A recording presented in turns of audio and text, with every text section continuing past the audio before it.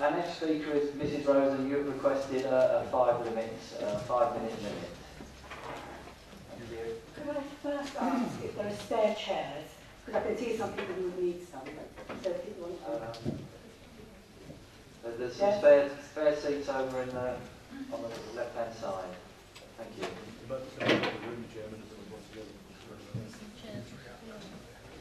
I think there's some chairs in the far corner. Okay, thank you.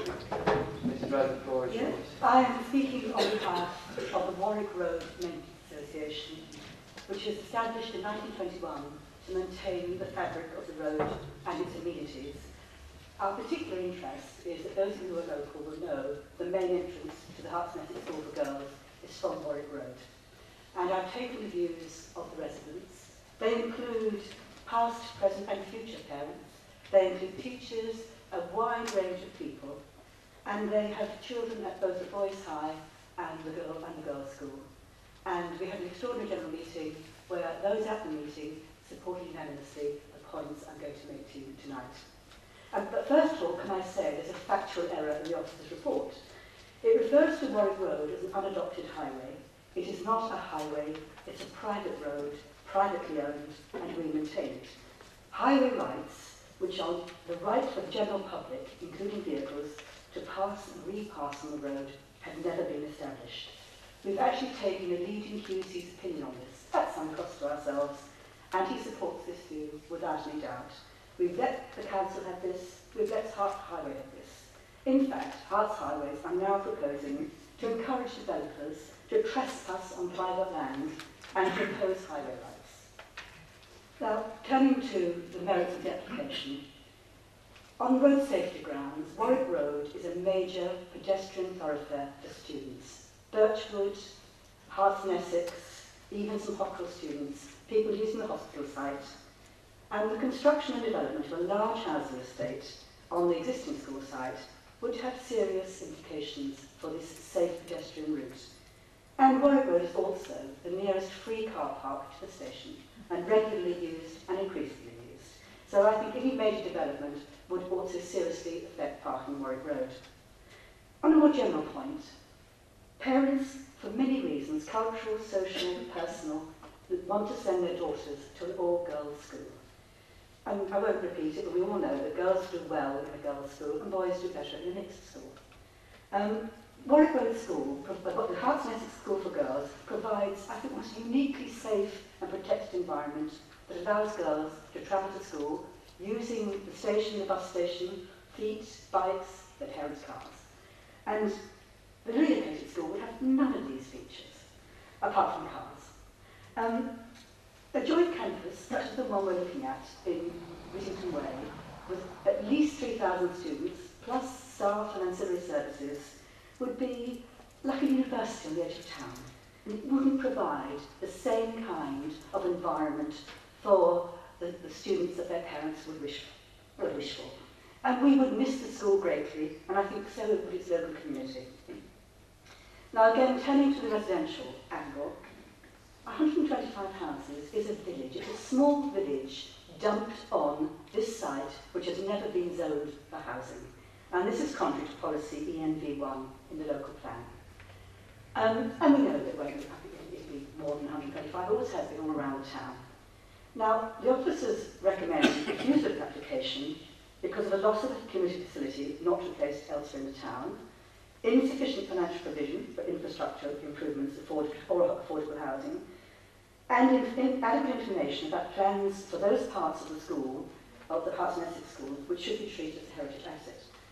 These, to me, seem rather weak, and I would suggest the first of these objections depends on refusal of permission for the Whittington Way development.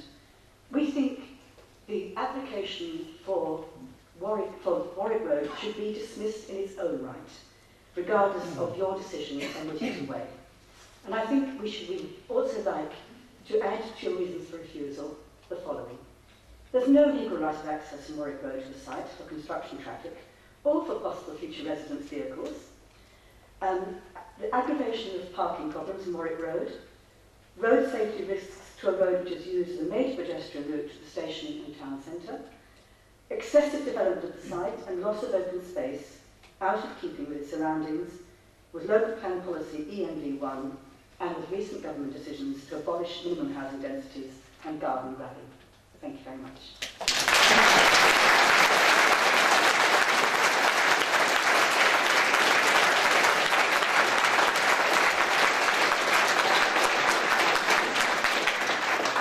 Mrs. Rose, thank you for that. Now, could Carol Haywood-Peel please come forward, and you have requested 4 minutes. Thank you. Good evening. I'm speaking for OTRA, the Old Thorley and Twyford Residents Association. We live next to the Greenbelt land, that is the proposed site for the development of the schools, and are likely to see the greatest impact from this development of the school if it's to go ahead. The loss of the views across the valley, the detriment to the rural character of the area, and the loss of the Hertfordshire Way footpaths and light pollution are just some of the issues our residents will face on a daily basis. Thorley will also experience immense traffic chaos from the influx of pupils and staff to the already heavily congested Wishington Way area. When the schools reach their maximum capacity, we are told they can have up to 3,200 pupils and 500 staff. On a sunny day, between 8:15 and 8:45, the residents in the immediate area would expect an average of 1,500 additional cars, approximately 20 school buses, numerous public buses, 1,200 students walking, and apparently 180 students travelling by train. Though having lived in Thorley for 7 years, I haven't yet discovered where the train station is. Clearly, on a wet day or cold day, the number of additional cars could increase to about 2,700. The transport assessment does not take into account the fact that pupils who currently walk to the Herts and Essex School, who live nearby, probably won't walk because the distance is that much greater and the main road is very dangerous. This issue of travel into the school would need to be given far more thought than it already has been. However, the underpinning argument for the development of this school on the Greenbelt is there is an educational need for the 2 schools to expand. We are aware that the development of Greenbelt is deemed inappropriate unless very special circumstances exist. It's true that in a few years' time there's a likelihood of a need for an extra few school places in the town, but it's also true that these places can be provided by another means that have been suggested but continually ignored. Changes to the admissions policies we've already heard, changes to the abolition of the aptitude test by a number of the schools in the area. Secondly, a reversal of the Bishop Stortford High School's recent decision to extend their intake with 8 new feeder schools, mainly based a great distance from the town. And thirdly, the dropping of the proportional basis on which the Bishop Stortford High School allocate their places could provide up to 60 additional places in the town. Places which could then be offered to local children rather than those who travel in from some distance away in Essex.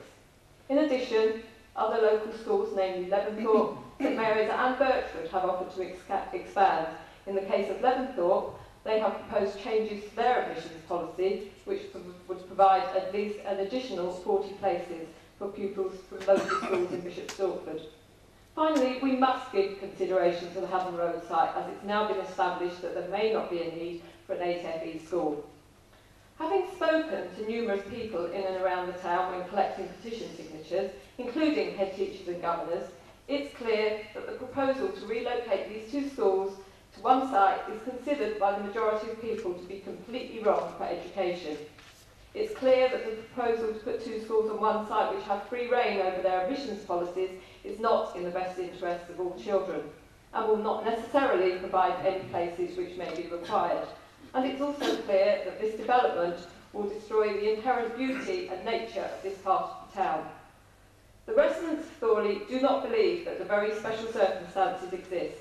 We believe that the means to fulfil this need may be met by other means. We believe that the potential traffic problems and environmental impact will cause irreversible harm to the area, and we believe these planning applications should be refused. Thank you.